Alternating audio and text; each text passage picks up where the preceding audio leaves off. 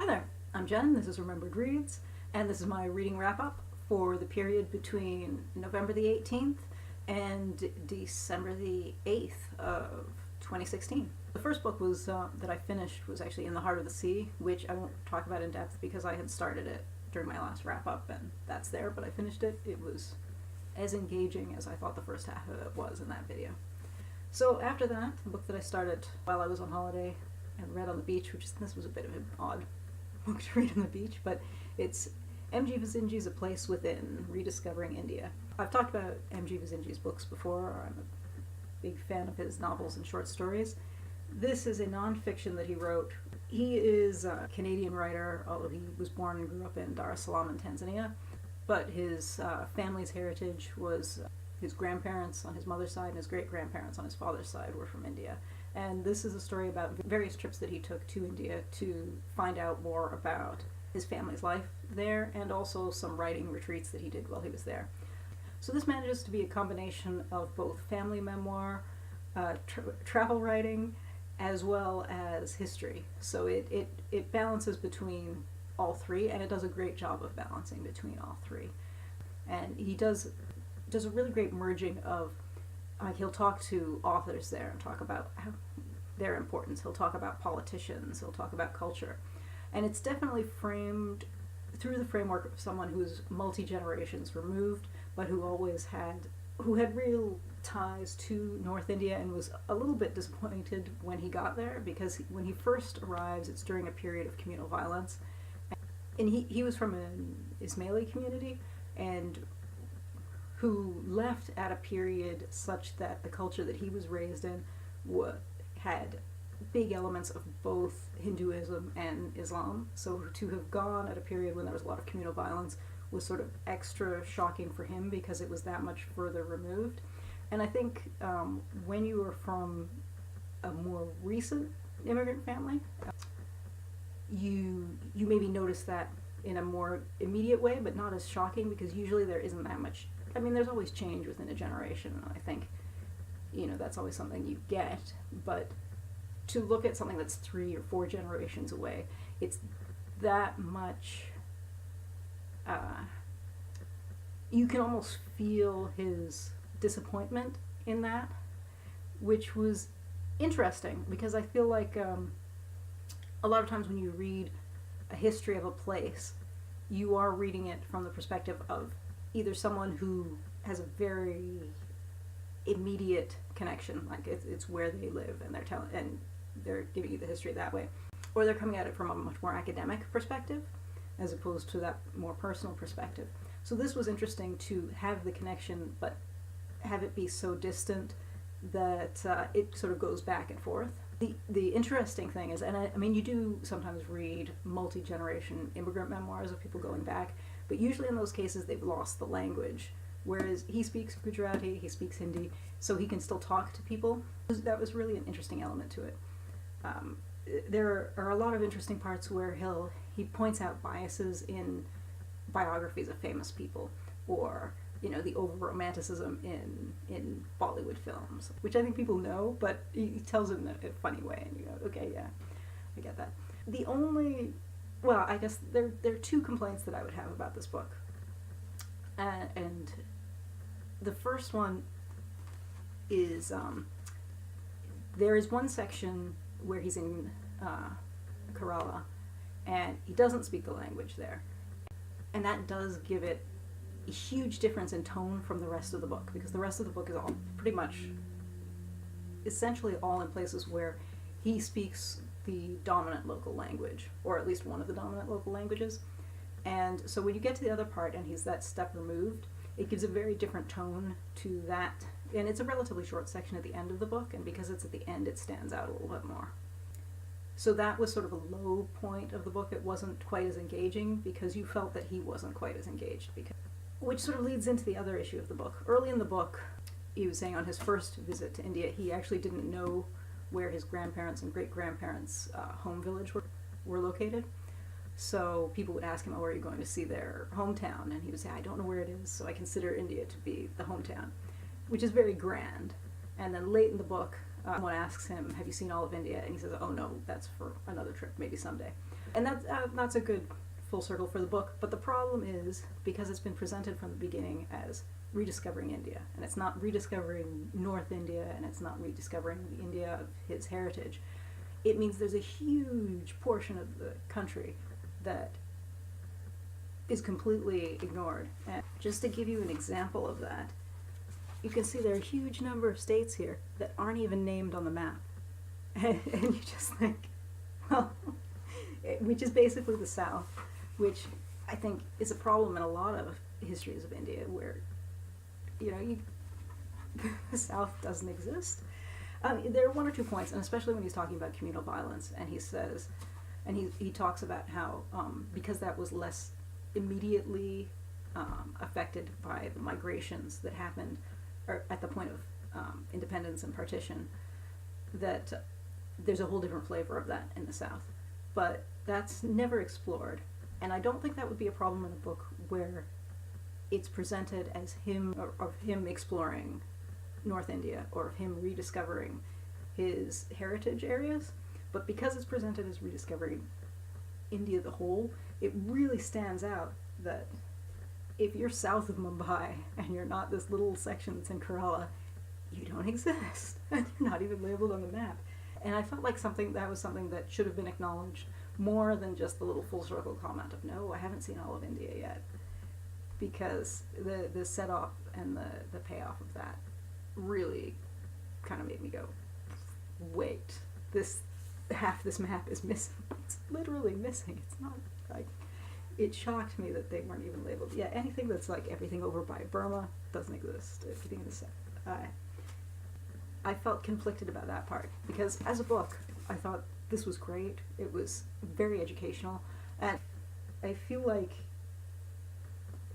I shouldn't have to say this because it feels like the angle is so much more personal, or should be more personal, but because that wasn't centered in the descriptions, that I feel like I have to point that out and say, he's not rediscovering India, he's rediscovering his great-grandparents' India.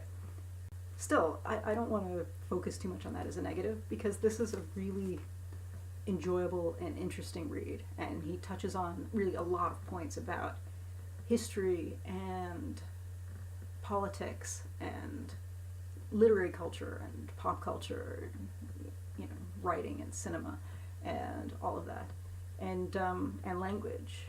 And it's definitely worth the read, and if you like his novels, it's definitely worth a read, because he has the same writing style and the same flow writing this nonfiction as he does fiction. But just don't expect a comprehensive overview of the whole country, because you're not going to get that. The next book that I picked up, which I guess was still November, and everybody was doing nonfiction November, so we'll count that. This is The Good, the Bad, and the Barbie. A doll's history and her impact on us, unauthorized by Mattel. This was interesting. I like toys. I'm not a huge Barbie collector. As a kid, I was more of an action figure person than a Barbie person, because I'm in my mother's house. I can show you my childhood snow speeder to prove that.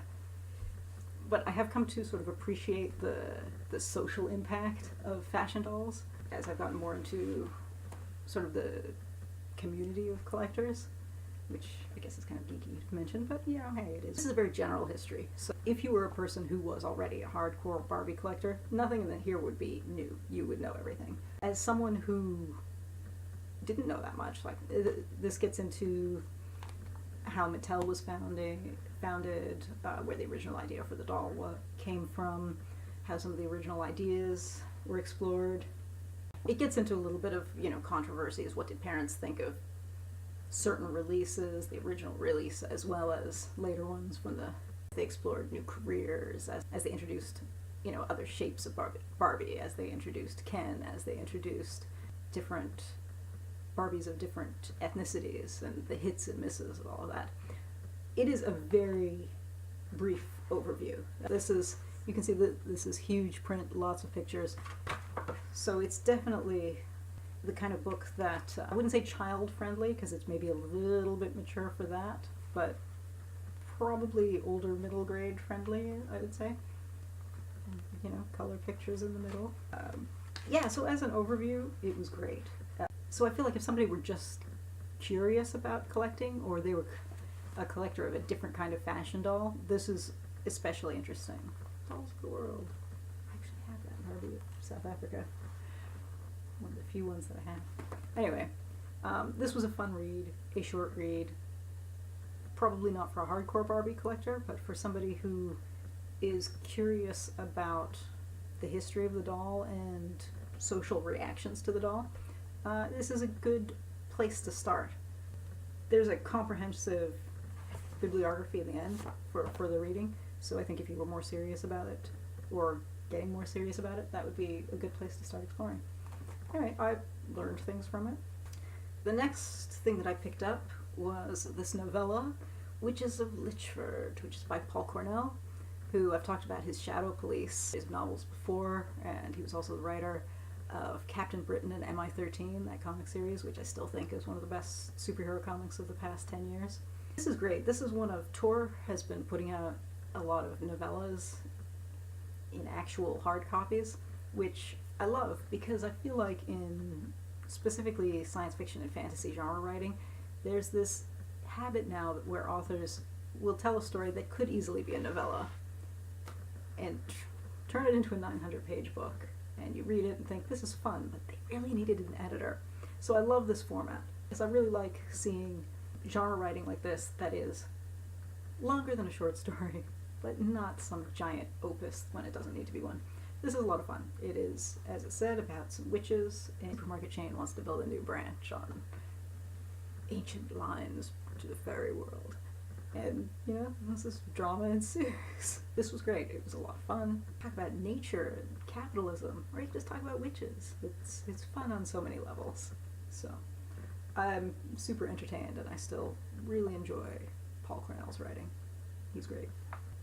And then finally, I read volume 11 of What Did You Eat Yesterday?, which is cuisine manga, which, if you're not familiar with this, is basically a cookbook with a plot. And I don't know if this is just me, because I'm only familiar with the ones that have come out in English, but a lot of the cuisine manga that I've seen is fancy recipes. And this is not. This is home cooking. You could cook the recipes in this series. And I kind of love that about this. It's very simple, and it's the plot line that drives it is very slice of life. The main characters here are a middle-aged couple. It's a lawyer who's in his early 50s, and his partner who is a hairdresser in his late 40s. And they're going through typical issues for their age, where they're worrying about their bosses retiring and their parents getting older and things like that. As I said, it's primarily a cookbook, and the driver behind them cooking all the time is that they're saving money for their retirement, and so that's why they cook at home.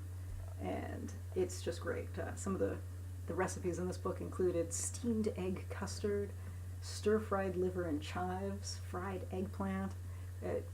It's great. This is such a charming series, and if you've never read any cuisine manga, I think this is a great place to start, because so many of them are such fancy recipes that they're clearly not things you would ever do, whereas this is great. And yeah, I'm always trying to sell people on this series because it's so charming, and it has such a realistic plot line where you think, this is what people do. They have to deal with their parents and then go home and cook dinner.